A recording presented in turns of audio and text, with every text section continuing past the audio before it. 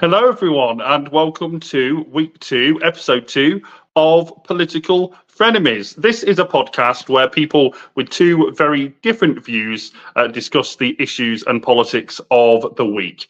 From the centre left is me, Mathew Hulbert. I'm a Lib Dem activist and a former Lib Dem councillor. And the other guy on the screen there is Chris Newton, Dr. Chris Newton, my friend and sparring partner on this podcast from the centre right. And Chris is an academic and a former defence advisor for the Conservatives the last time they were in opposition. Hi there, Chris. Yeah, hello. I hope you're well. I'm okay. I'm not liking these cold, dark evenings. It's not my favourite time of the year. Don't get me wrong. I like the run up to Christmas. But I really hate the cold. I really don't like it. I really don't like it at all. And yeah, we've got another 4 months of this, which I'm not looking forward to as well. Don't say that. Well, I mean, I've not long been back from visiting my youngest nephew and nieces. Always enjoy being Uncle Matthew and seeing them. But we're all saying them and some of their other relatives, family members, were saying how cold it is. And how we all hate the cold. We kind of like to see the occasional bit of snow on the ground to make it look Christmassy, but we don't actually want the cold that comes with it. So I don't want to think about four more months of this, Chris. But other than the weather, how's your week been? Okay. Yeah, okay. Not too bad. It's been a very interesting week politically. Another busy week in terms of what I normally do, professionally. And what about yourself? How's your week going?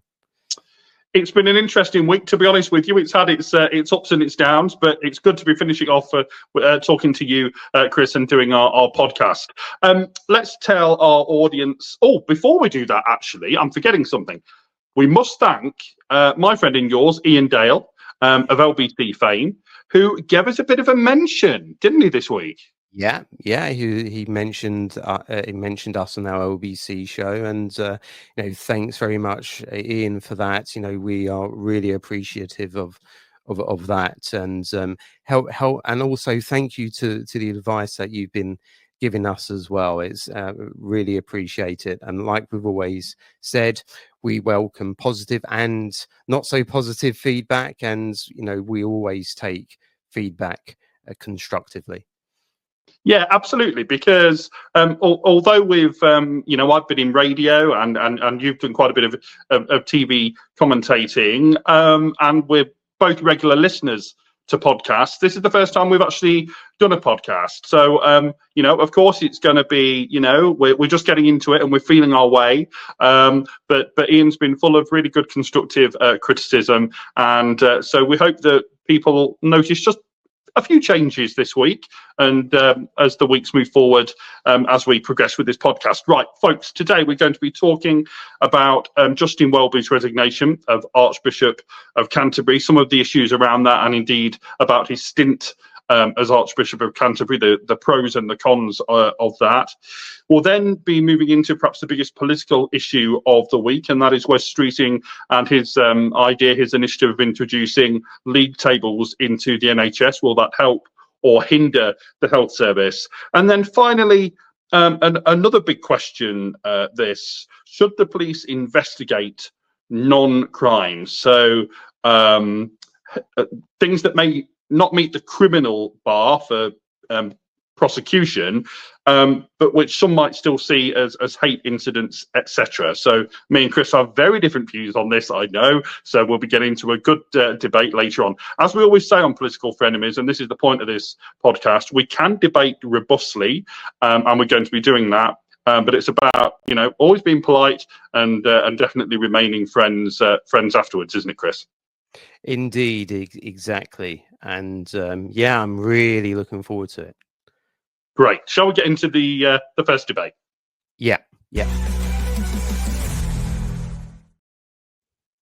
Fab. So we're beginning with Justin Welby's resignation. So I'm sure you've all heard this news, but just in case you haven't, the Archbishop of Canterbury, Justin Welby, resigned this week as Archbishop of Canterbury after a report found that the Church of England, in quotes, covered up child sex abuse. It comes after the independent Making review into lawyer John Smythe's abuse of children and young men was published last week. And I'll just read you some lines from Sky News, who said, across 5 decades in 3 different countries, involving as many as 130 boys and young men in the UK and Africa, Smythe is said to have subjected his victims to traumatic physical, sexual, psychological, and spiritual attacks, permanently marking their lives.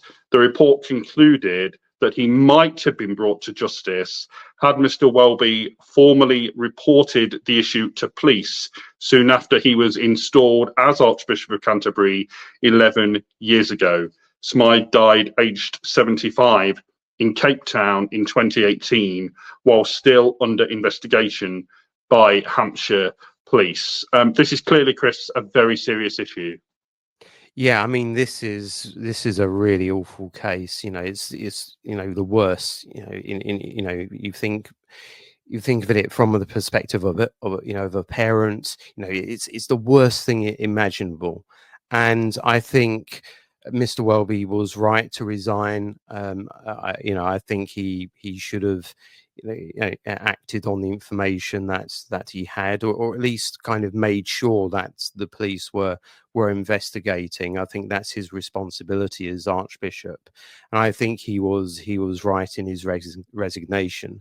And I think other senior people in the church, if they were in this similar situation, and then they should resign as well. But this is awful, and it just reflects, it's just another thing that undermines people's confidence, right, in the church, and also is another story of kind of cover up and hypocrisy by kind of people in authority who should know better. I mean, obviously, I think we won't disagree on this part of the story, but I'm not a practicing Christian. You are, Mathew. So I think I think it's just right. Surely this is terrible for the church, and how do you respond in terms of your as a practicing member of the church? Yeah, I mean, I think this is dreadful for the church, Chris, and with not just the church. Let's widen this out a bit for all big public institutions that have a lot of people within them. There's always the worry that the heads of institutions worry more about the reputations of those institutions than they do, even if it's kind of an unconscious thing, than they do actually getting justice for alleged victims. And so the cover up, in quotes, even if people don't like to think that they've been involved in the cover up, is what ends up happening. And I'll be heading to our local church tomorrow, and I think Christians up and down the country, and vicars and all the rest of it, everyone involved in churches, will feel really let down that they've been let down at the national level by, as they may see it, by the Archbishop and indeed by others. But I think it absolutely should be the case. There seems to be like a cultural, a cultural phenomenon across the institutions about, as you say, reputation above all else, and again, it's got people, and I'm not necessarily talking about specific individuals here. I want to be, there are specifics here that we don't know, especially in relation to Welby and other figures. So I don't want to go beyond kind of what I've said earlier, but but there is this sense of, reputation first, and we're going to talk about the police later, and the NHS as well. And so this will feed into our later discussions. So there's a culture of, institutions closed in ranks, a lack of openness, a lack of accountability. How do we, how do we get past that culture? I just don't, because it seems endemic, doesn't it? This defensiveness, they go into defensive mode.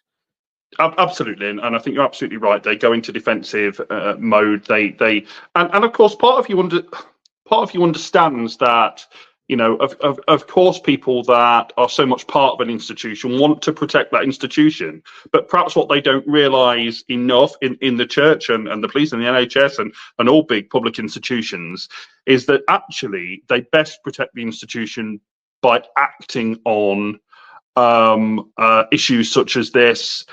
Scaling them up, scaling them to the police at the earliest possible opportunity, and then letting the justice system do what it needs to do.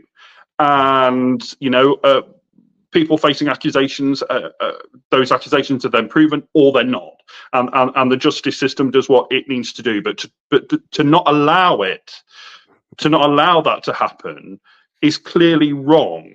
And in the case of Justin Welby, it would appear that is why he has had to resign and why his position became, I would argue, untenable in the end, because it was felt by people, by the public and by members of the church, that he just hadn't acted quickly enough on the information there that he had all those many years ago.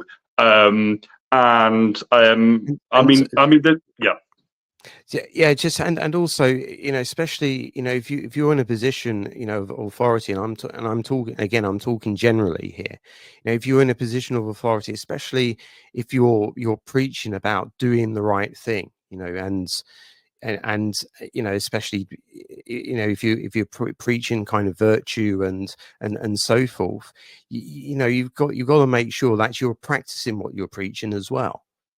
Right.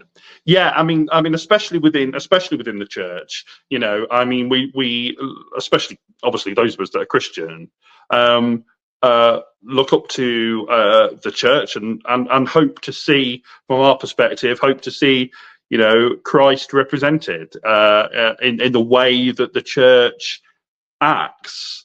And of course, the church is made up of human beings, and human beings are fallible. Of course we are. But I think those at the top, you want to see acting in a responsible way. And so, I think lessons need to be learned in the church as well as in other institutions. But, just to ask you, Chris, then, to broaden this out a bit, from the perspective of someone who's not a Christian, but who obviously, will have seen Justin Welby in the news over the years and will perhaps have heard some of his speeches in the House of Lords. What do you make of his tenure as the Archbishop of Canterbury? Yeah, And firstly, I want to separate what I say out from what we've just discussed about the specific allegations and the Makin report. I think that's how you pronounce it, and so forth. So what I'm saying now has nothing to do with the earlier allegations. We're just talking about Welby's tenure, which has been clouded and totally overshadowed by how he's resigned, but in putting that to one side, and I'm not minimizing that at all, but in terms of his tenure overall, I just think he pops in the news and he says, and he makes a lot of comments, as you'd expect an archbishop to do, but as someone from a conservative perspective, I feel that his interventions are very political, and they nearly always are on one side of the political spectrum, namely a left-wing perspective. He's talked a lot about it's kind of the austerity agenda. He's talked about immigration, sort of Brexit. Would you not expect him to do that, Chris? Well, I think as an Archbishop of Canterbury, there are, I think, and you have to remember the church includes liberals, conservatives, and so forth. I mean, and so who am I to dictate to kind of the non-practicing person to practicing people? But I just prefer them to talk about kind of general moral issues. There's a real moral breakdown in this country. There's no collective form of morality. There's a breakdown in crime. So there's increasing crime. There's a breakout of kind of incivility in society. Even if we're to, yeah, okay, let's ask a couple of questions in order to you then. I mean, what do you mean by breakdown in morality? And following up from that, Chris, I mean, what would you put that down to then? Yeah, I mean, just if you look at kind of the increase in crime, you've got you've got on a near daily basis, you've got some story of a stabbing, which doesn't even make the stories, right? Doesn't even make the news. Doesn't make the BBC website. And you think if a properly moral society, this should be like top story, and yet we barely talk about it. There's a great degree of moral relativism. I think there's a lot of kind of excusing of bad behavior as well, of crime, and I just think this is in order society to be more functional, to not have, for example, the breakdown that we had, for example, over the summer in order and so forth. I do believe that there should be a kind of a more sort of common code. So for example, certain crimes are conducting crimes. They can't be excused by kind of social economic kind of reasons. That there is a moral decision that people make there, and I think the church should call that out, for example. But what I'd say to you, Chris, is that, I mean, I don't wholly disagree with what you're saying, but what I would say is that, so let's use the example of and I once debated this on TV. Someone who a mother or a father who has found themselves, some might say because of austerity, having to rob to go into a store and just for the very basics for them to survive, to put any kind of food on their kitchen table, is having to go and steal those. Yeah, of course that's wrong. No one would say that is correct. But there is a reasoning behind that, isn't there? That there is a societal issue, a societal wrong, a governmental wrong, a parliamentary wrong that has left them in that position. And so these things aren't always black and white, are they? Yeah, but there could be a kind of a whole range of reasons as to why they got to that point. Right. And there's not to be judgmental about it. It could be sort of family breakdown. It could be various other aspects. So there's a whole there's other aspects as well. But also there is a moral component in the sense that and this probably applies more to some crimes than others. For example, knife crime. I don't see the social economic kind of justification for that. There is some people put that down to boredom, for example, and I just don't see that at all.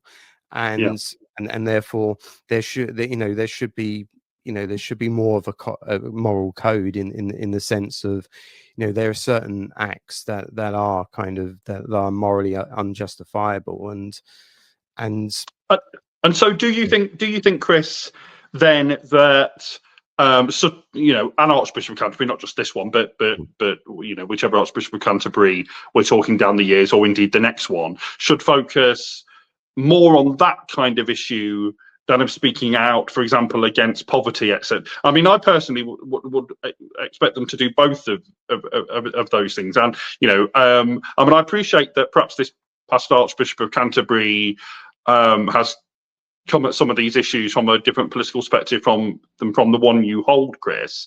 But surely ultimately he can only speak from his personal beliefs, his personal view. No? That's true, but he also has to recognize that, he's head of the organization, that the organization consists of people with a variety of political opinions.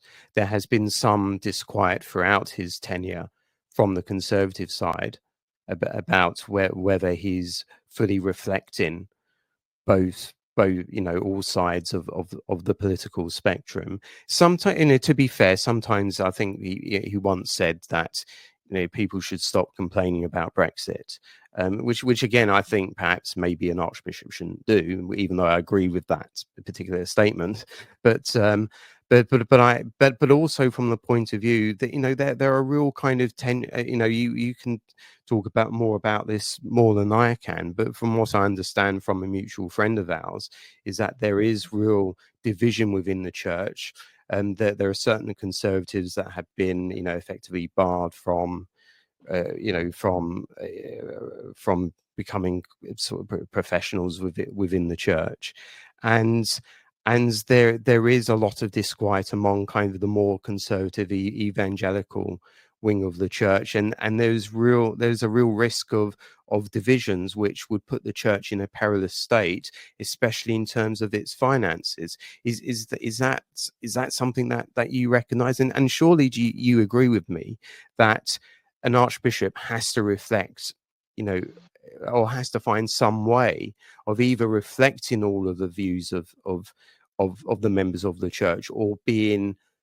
as neutral, or somehow rising above kind of party politics, and not, yes, perhaps make point is unavoidable to make political points, but not to do so in such a kind of political way, in a way in which that really kind of attacks the government of the day.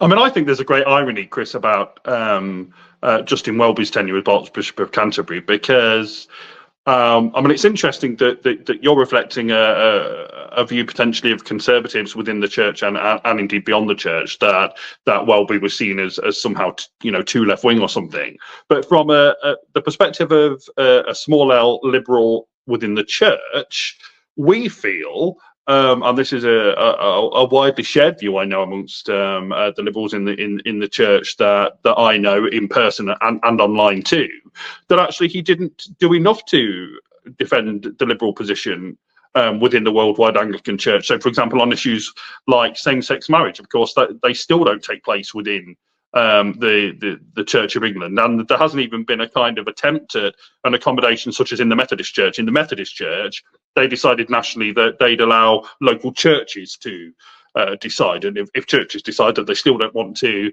undertake same-sex marriages, then that church doesn't. But if a church decides that it does want to, then it can.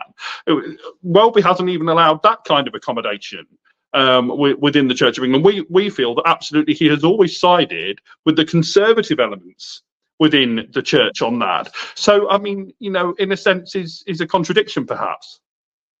Yeah, it's interesting that you kind of adopt that perspective. I mean, would you say, yeah? And I've said that there occasionally, I would say that, and I would include that issue as one of them, perhaps that's Welby has occasionally reflected from the other side. But would you not say that overall the balance has been overwhelmingly in favor of kind of left wing left-wing positions, and also you also have kind of various issues within the church, and this might not be kind of Welby himself, but he's certainly allowed a culture of this where critical theory, for example, or elements of critical theory has kind of been injected into the church's thinking. So, for example, things like just explain what you mean by that. Well, for example, if the sort of establishing a funds, to repay kind of for some of its links with slavery, for example.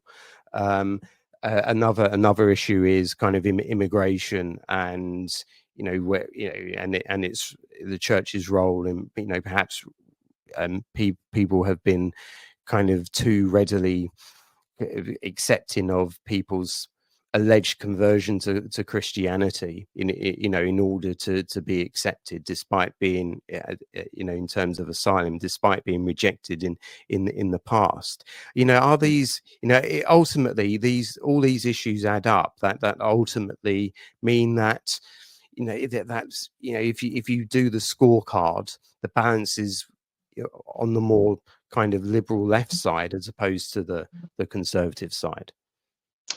Yeah, I mean, again, I think it's interesting because it is interesting in terms of Justin Welby, actually, because I my view of him historically has been, and perhaps it's because on some of these social issues and these political issues when he's spoken out in the Lords, etc., because I guess I've agreed with him, I've perhaps not noticed that. I've not thought to myself, oh, he's speaking from a kind of left-wing perspective. I've just agreed with what he said. And then my view of him has been much more about this issue of same-sex marriage and the fact that actually he's been rather conservative, I would think, on that. So my view of him, perhaps ironically, Chris, has been that he's been far too conservative. So I guess perhaps the guy just couldn't win in terms of trying to please both ends of politics. It's almost impossible to do that, isn't it? Both for political leaders and indeed for religious leaders. And maybe that's the case for him, or maybe he should, as much as possible, try not to make his attack perceived to be kind of party political, which it has been. Right. He has been perceived as someone who's been a thorn in the last Conservative government side. It's difficult. I appreciate it's difficult. It's very difficult. We obviously have look at things from very different perspectives, but I think a good archbishop should at least try to perceive to be neutral as opposed to favouring one side or the other. But I don't think we'll agree. I don't think we'll agree that about kind of Welby's political positioning. No, and I must admit, I've no idea who the likely successor is, but I would just ask you one thing, Chris, from someone outside the church. I've got my view of this, which I'll talk about in a second. But do you think that it should be just from the narrow kind of band of current bishops that an archbishop is chosen, or do you think that church tradition and maybe rules should be broadened out to enable more people to potentially stand to be Archbishop of Canterbury? Yeah, to be honest, this is where my kind of knowledge is surpasses me. I just think, I think the next archbishop will reflect kind of the more left wing positions. That's as far as kind of I can see in terms of the main contenders. But the next archbishop, maybe we can end this session on a point of agreement, is that there is problem with declining church attendance. It's falling quite dramatically, especially since 2010, which were the figures that I looked at. And then the next archbishop has to do something about it, because that is that surely must be a major concern. It is a concern, but again, me and you, Chris, would probably see that from a different perspective. You may think that the way to get more people into church is to take what you might see as a more conservative line, whereas of course my view is, as someone who attends an inclusive church, and sadly there still aren't all that many fully inclusive churches. I mean, in my town, where there's goodness knows how many churches, I think there's two truly inclusive churches. You'd think there'd be more, but there isn't. And LGBT plus. Sorry, can I just say? Well, how about just very simply, why should people join? Because I'm one of these people. I'm kind of fed up of people from the left kind of attacking Christianity and attacking our Christian heritage. And when people do that, I actually become a bit curious. I think I get more curious as I get older as well about this kind of spiritual matters.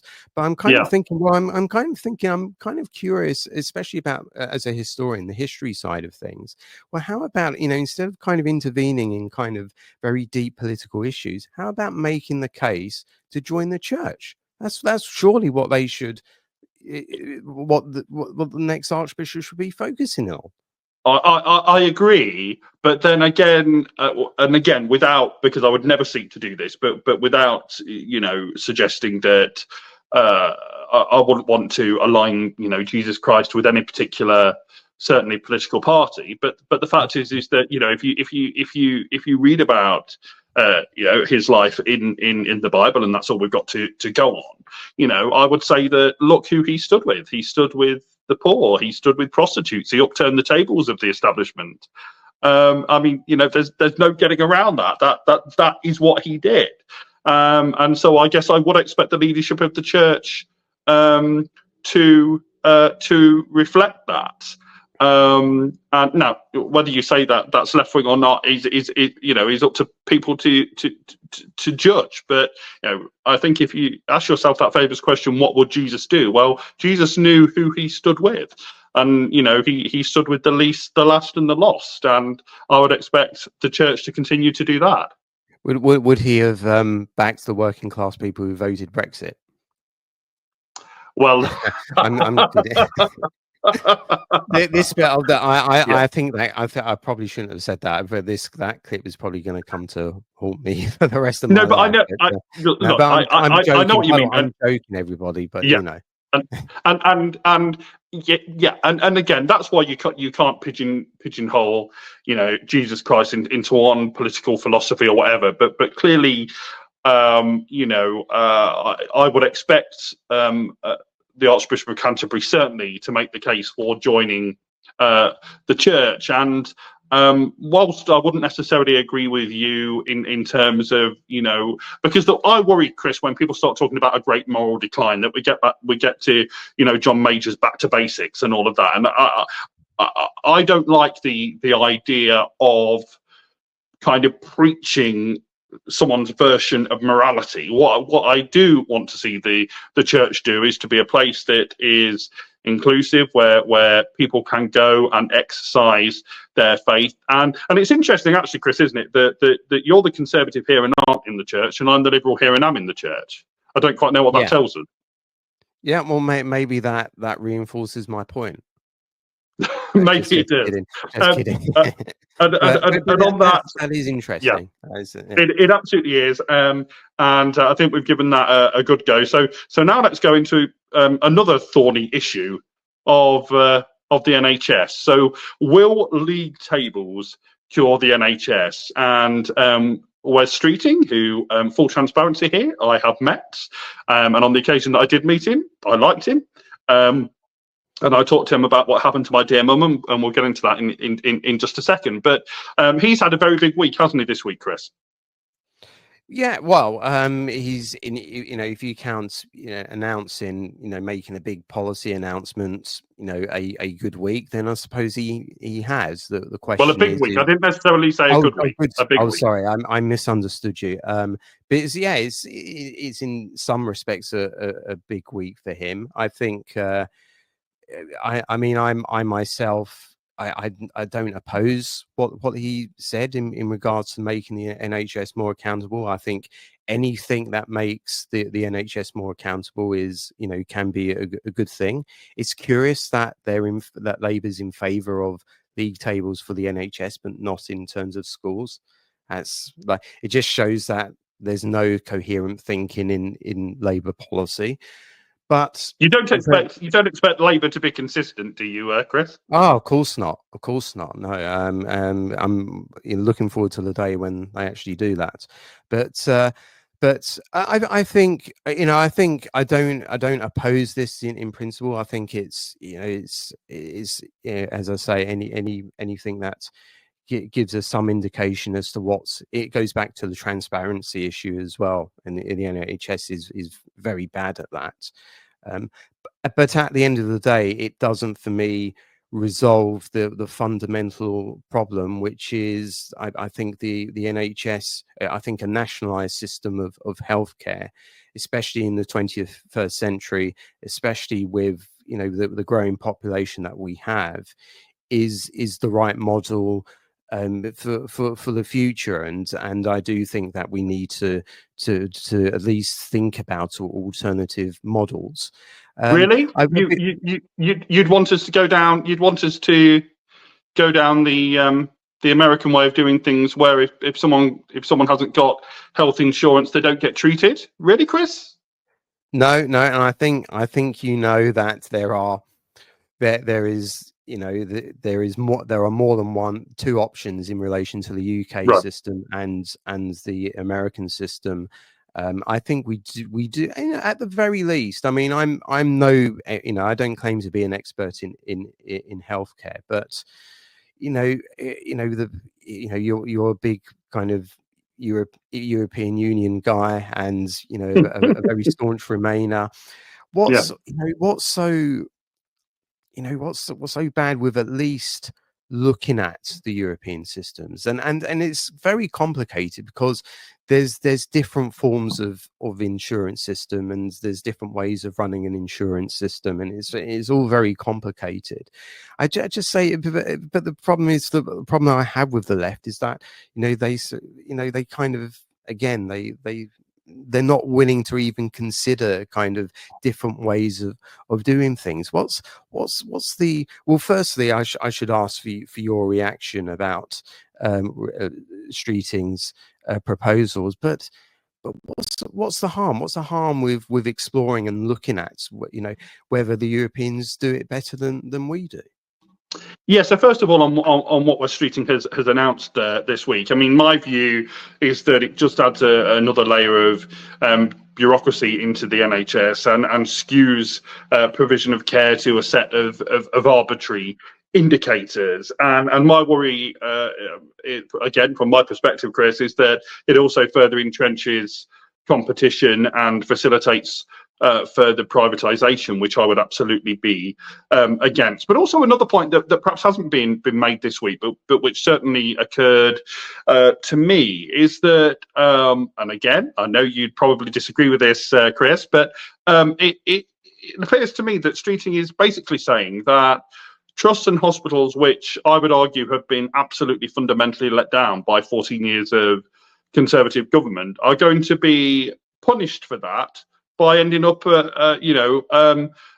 down this league table, down the bottom of this league table. When what I would argue is that those trusts and those hospitals need help and support, and need proper investment, which I don't think we've had. And I know, Chris, you're going to say that the last government poured millions into the NHS, and indeed they did, but we are way down the rankings in terms of the European average. We're nowhere near the European average of funding for health services, and perhaps that, Chris, is why some of these other European countries have better outcomes than does our NHS here.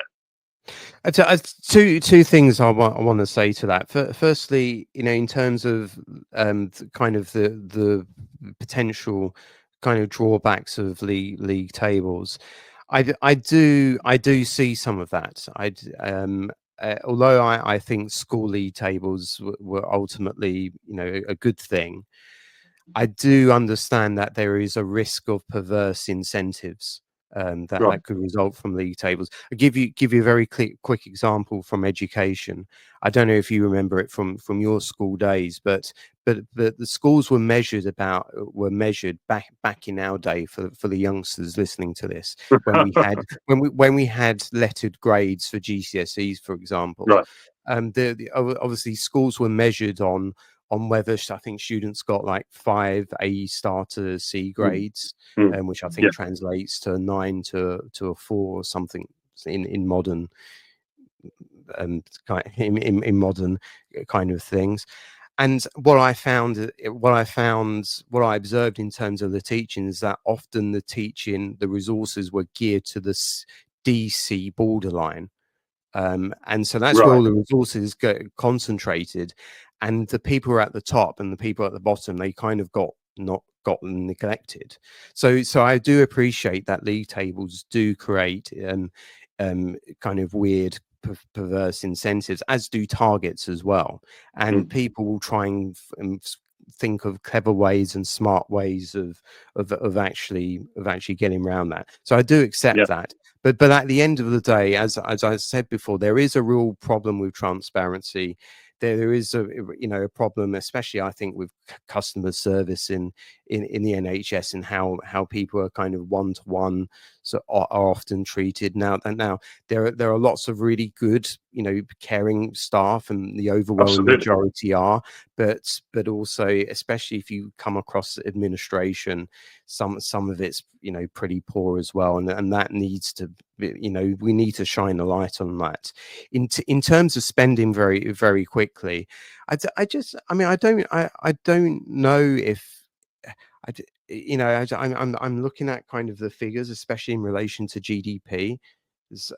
Yes, France and Germany spends more than us in terms of GDP, but percentage of health on GDP, but we spend roughly the same in percentage terms than as the Netherlands, Belgium, Sweden, and Austria.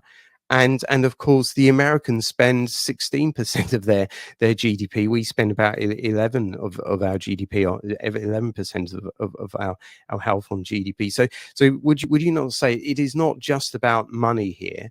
And I think health gets a lot of money as well, and I would disagree with that. Compared with other government departments, health got a good, in relative terms, they got a good deal from the last government. But it's not just about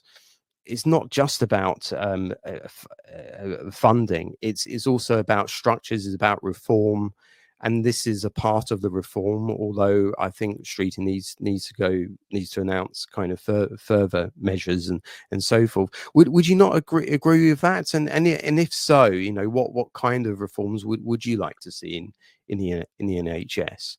Well, I mean, as you know, Chris, I spend a lot of my time campaigning for what I certainly perceive needs to be a better NHS, and my view that actually that's going to take more investment than is currently being put into it, either by the last government or indeed by this one, although I welcome the extra investment announced in the budget by Rachel Reeves. And as you know, Chris, and as some of our listeners and viewers will know, but others won't, the reason I have been campaigning like these past 2 years is because of what happened to my dear mum, who fell at home in July 2022 in the early hours and ended up waiting 11 hours for an ambulance, and who died 2 days later after an infection turned to sepsis. And as you know, Chris, because obviously we don't just discuss politics, we're there for each other as human beings as well in our friendship, and the impact that has had on me, not just the fact that I lost my mum. Sadly, we all over time lose people close to us, and that is dreadful. But the way that happened, the fact that she had that 11-hour wait for an ambulance, and I was with her throughout those whole 11 hours, and when I say that they were traumatic, they really were. Obviously, it's very personal to me to see the NHS improve, so that more people don't go through what my dear mum did.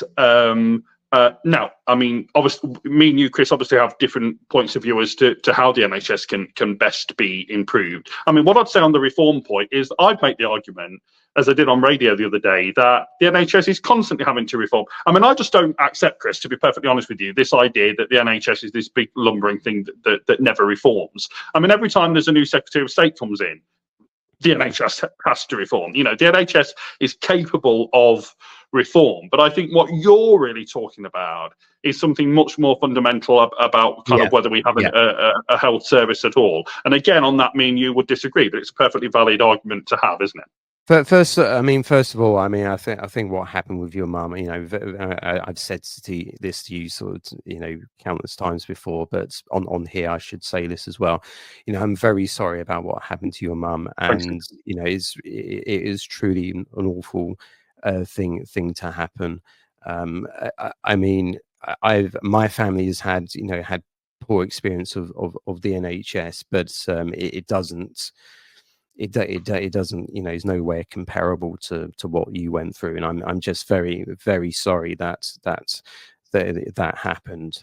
So I just want to say that first of all, you're right that there has been a lot of, you know, new initiatives and reform per se. You know, with the last government, you know, Andrew Lansley did a lot. You know, Alan Milburn in the government before that did, you know, introduce foundation hospitals as well.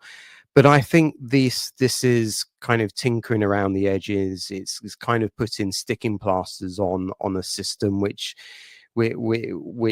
ultimately was invented in the 1940s and therefore is in need of a real overhaul.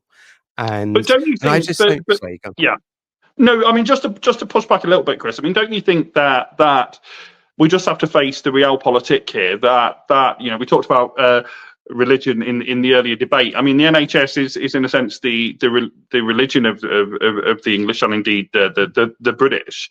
And let's just face it, political parties know, the Tories know, as well as anyone else, the British voting public would not wear the axing of the NHS and the going into some kind of insurance system. I mean that is just not politically viable as an option. Do you not accept? So, well, firstly, in terms of what you said about religion, I think treating, you know, anything like a religion, which isn't a religion, is, you know, is potentially dangerous, because you then lead to kind of the forms of and accountability and cover-ups that you've seen, that you've seen, you know, we've seen in other instances. But I don't. I mean, yes, what you have said before, I would say has applied for a long time, you know, ever since the NHS has been created. But we, at the last election, we had a party that proposed a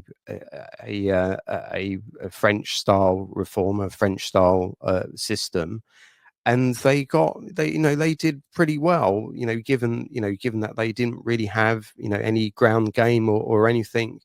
Or anything before. So maybe you're talking about reform, are you? Reform, yeah. Sorry, yeah, reform. And so maybe there is, you know, at one time, if any politician were to say, well, let's, you know, consider other systems, that would have been the end of their political careers. And maybe this will be gradual, but maybe, you know, very gradually, more and more people are at least exploring, or at least kind of open to the idea of maybe there are other parts of the developed world that do things a bit better than we do. Would you not say? Well, I mean, you know, I guess from my perspective, Chris, that, you know, I'm really trying to, you know, be open-minded and to see things from your perspective. But I mean, I guess, you know, my view is my view, and that is that, you know, I wouldn't want to see anything other than a free at the point of use, publicly funded national health service. I should say no. I believe in universal healthcare, and I believe in free in the point of use. It's just, my issue is, does the state have to be kind of the overwhelming provider? You know, can we bring in, you know, and can because at the moment the only people who have choice in healthcare are rich people, and I want poor people to have choice in terms of their provider as well. So But don't isn't get the me wrong. answer? I Yeah. believe in free at the point of use. I still Okay. believe in that. But isn't the answer that, I mean, I know we're not talking about the issue of public schools, but I'm just raising it because it's a comparison. That, I mean, my view is that actually, comprehensive schools should be good enough that private schools aren't needed, and I'd make the same case on the NHS. I mean, my view is that we shouldn't need private provision, that those that are rich enough can afford to. Can afford to spend their money on, because actually we should have adequately funded public service that is, the envy of the world, and that everyone, rich or poor or somewhere in between, wants to use.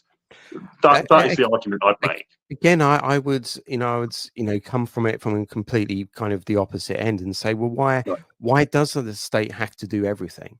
Right. If there are other providers out there that can do things better, that can be more innovative, then but then, Chris, I mean, why not? Why do we have to weld ourselves to? But then, just Chris, I mean, in that sense, this gets to a more philosophical discussion about whether you believe in government or not. And I do believe in government, and I do believe in government as a force for good. And surely there's some things that even I would agree government should have nothing to do with. But surely one of the things that government should have to do with is the health of the nation. I think there's a role for government in terms of regulating healthcare, and I would put very strong regulations on the health, on any kind of mixed or private healthcare, and also if there are any kind of specialist provisions that the private sector or the charitable sector cannot do, then I think the state should step in and provide those as well. I'm not saying that it should be completely all private or all state. All I'm saying is that why does the state have to do everything? Why can't if there are other providers out there that can do things and can do things more efficiently, why not at least explore that? I'm sure this is a debate that we'll continue to have both on this podcast and in person as well, Chris. But we must move on because time is escaping us here for this pod. Let's move on to our final discussion. Another big one. Should the police investigate non-crimes? And do you just want to tell us a bit more about this, Chris? I mean, we're going to discuss really the issue rather than the particular case, but this has been in the news this week in regards to Telegraph columnist Alison Pearson. Yes, and on Remembrance Sunday, she had a visit from the police, and they effectively said that they're investigating a tweet that she kind of reportedly, allegedly made or reposted. I'm not quite sure. There's been kind of conflicting reporting on this from a year ago. And again, there's kind of conflicting reporting as to whether the police, immediately from the get-go, were investigating it as a crime or as a non-crime hate incident, and this has caused kind of outrage, especially from kind of the right-wing media. Now, Essex Police has since confirmed that they're conducting a criminal investigation. But I still want to talk about non-crime hate incidents more generally, not least because they have been featured in other stories this week. Other publications, the Times, I think, have been reporting that have been making FOI requests, and the police have been investigating non-crime incidents that, at least from what's been reported, that really do seem a bit ridiculous. Like they've been investigating like literally playground insults, from children and teenagers. People. There's one, again, if this is true, you know, and there's nothing more to it. You know, one incident, a lot of these I can't mention on the podcast, but one of them related to someone calling, saying that someone smelled of fish, you know, as well. So it does seem to me that, well, I mean, I'd be amazed, Chris, if that was the case, isn't it? So you go on, yeah. I'd be absolutely amazed if that was the case, Chris. Honestly.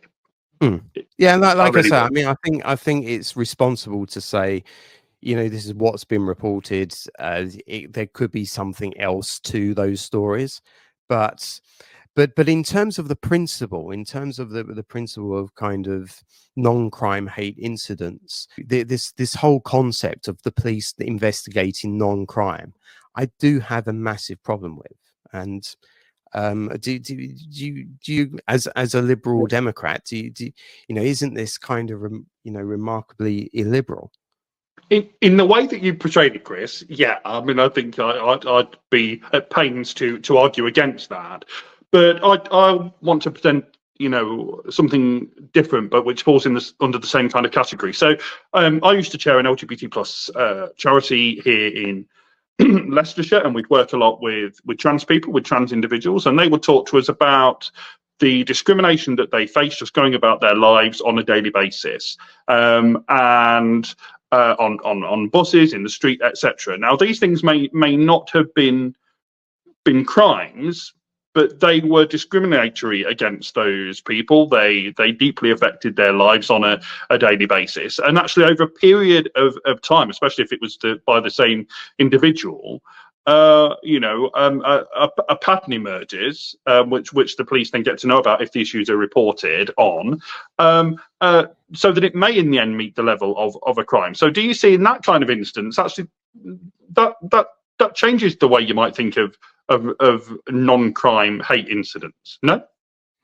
I think first of all, I think in some of these instances, you know, we have to remember the guidelines that Braverman kind of outline in response to a court of appeal ruling, in the sense that the police should only log these in, you know, if there is a significant risk of a crime, and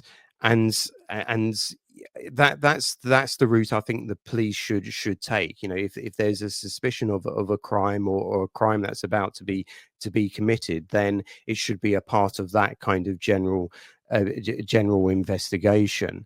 And so, what does someone do then? Then the police.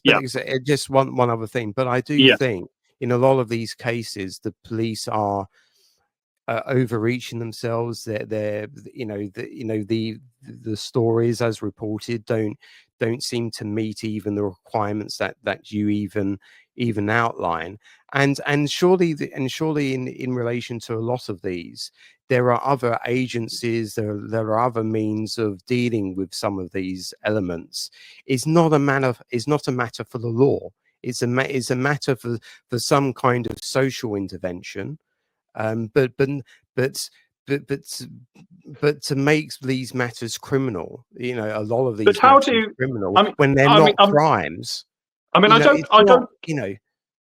don't wholly disagree, Chris, but what I'd say is that how do police begin to build up a picture of something that might be happening, you know, discrimination against someone because they might be a person with a disability or whatever it is, and unless they log the in quote incidents, you know, as they happen, as they're reported to them, and in fact, isn't it their duty to do that, or do we just wait for something really serious to happen before we decide that something is important?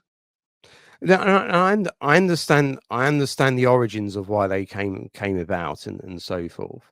I would like to see the evidence. You know, is there evidence? Is there overwhelming evidence that, you know, that a pattern? Firstly, a pattern can be established, and that this pattern of behaviour ultimately leads to crime. I don't know if that research or if that evidence, you know, exists. But I think that should. Well, I think there's anecdotal evidence for it, Chris, to say the least. You know, at least. Yeah, but I think if there is if there is if if there is substantial kind of if there isn't that much evidence in support of this, and if this relates to one or two cases, I'm not quite sure that meets the bar for me in terms of kind of upending kind of understandings about kind of people's right to free speech and Well, so forth. just So the case yeah, has just to, for me, the case has to be overwhelming, and there has to be a lot of evidence for me to change my mind on this. But okay. I just do think that having the police, visit people's people's house, especially people who are generally known as upstanding people in the community, who and people generally You who are don't not think known to commit you crime. you you don't think that? Yeah. It does it doesn't sound like to me, to me, if it doesn't sound like to me something that should really happen in a liberal democracy. It's more of what's, I know, people say Boris has gone over the top in comparing it to the Soviet Union, but hearing stories of the police going around and telling people, well, you shouldn't think like that, you shouldn't say that, it does smell like But it. those are two. It's not, But it those are. doesn't sit well with me. But those are two different things, Chris. People can think in their own minds what they want. But when you put something out publicly, especially if you're a controversialist, right, which a lot of these people are. I mean, you mentioned Boris, and I mean he is one himself. The say ever more controversial things to get noticed. Sometimes you're going to get your comeuppance, aren't you? If that's the way you earn your money, by being ever more controversial. In the end, you are going to say something which is beyond the pale. If it's illegal, yes, but I think you either believe in the law or you don't. So I don't believe in this kind of in this grey area, and this is the policy that ultimately Musk takes on Twitter X as well. I just think, well, if you deem as a form of speech so unacceptable, then why is it legal? So I just feel, and also we've had this conversation before. I do think when you draw the line between acceptable and unacceptable, you do have to be careful, because you're increasingly banning more and more things. And as I say, as a liberal democracy, do we want to go down that route? But Chris, isn't the truth? I mean, I say this, and some people are shocked that I say it because they think that it's illiberal to say it. But I think it's just the fact of the matter that there's no such thing as free speech per se. Speech is regulated. Otherwise, that's why we can't. That's why we can't come on here and defame people. And quite right too, of course, that or libel people. But that's we what can't the law's do that. for. That's what the law's for, isn't it? And so we can't say things that are illegal, right? And then there are etiquette things, general kind of social norms, and things that we say and do not say. But you'd accept that curbed speech, but they're not illegal, right? But you accept that curbed speech. Yeah, well, we've never said, people on my side of the argument, I've never said that it should be 100% free for all. But where you draw the line, it has to be as limited as possible. And yes, and there is a kind of, there is illegal speech, and then there's speech that we filter in order to be polite, but it's not illegal, and people are still allowed to say it. And people, and they're not deemed criminal. And for those kind of scenarios, it is for the society. It is for the society to police among itself, not to get the police involved. And that's the way it should be handled, I think. Otherwise, what's the point of the law? If you deem non-crime crime, and what's the point of crimes, and what's the point of the law?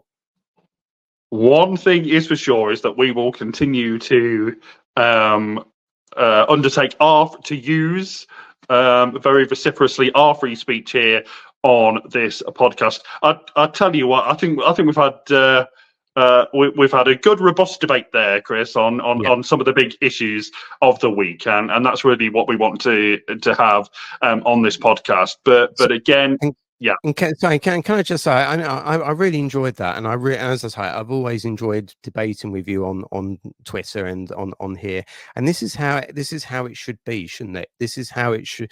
We vehemently disagree on things, but at the end of it, we accept that none of this is personal. None of right, this makes us a terrible person, right? right. None of this, we just have different points of view, and we come at the end of it still friends, and we're still going to chat like as friends once this Absolutely. is finished. Absolutely, and I think you're entirely right, Chris. And the one thing that me and you do agree on is that too often in our society today, and especially on social media, it can be that unless someone adheres completely with someone's point of view, they're considered, an in quotes bad person, and I don't think that helps, our society, or as human beings rub along with each other at all well. So, I hope our viewers and listeners would agree that we've had a good old go there on some of the big issues of the week, but we absolutely remain really good friends. So, all we can say to end is please do all the internety things. Please subscribe. Please tweet about our podcast. Yeah, like, subscribe, tap the bell, follow us if you're on the podcasting platforms. Please, we really do appreciate, and hopefully we'll get better, every week. As I say, we're just starting out, and I think we're getting into our stride now. I absolutely agree. I'm looking forward to next week already, Chris. And the great thing is, as you said last week, is we never know. We some weeks have some ideas what the news might be, but anything can happen, and that's what makes this really exciting. I have a feeling we might talk about farming next week, which I think again we'll be is not talking one of my subjects, but we'll have a go. We'll have a go. I think we'll be talking about farming, and then again, I think it's perhaps the week after that we'll be talking about the really polarizing issue and really important issue of assisted dying. So we'll be treating that obviously with the respect that it deserves from both perspectives. But Chris, have a good week, mate, and see you next week. Yeah, have a good week yourself. Yeah, have a great one. Cheers. Yeah, and we'll see you soon. Bye-bye. Bye.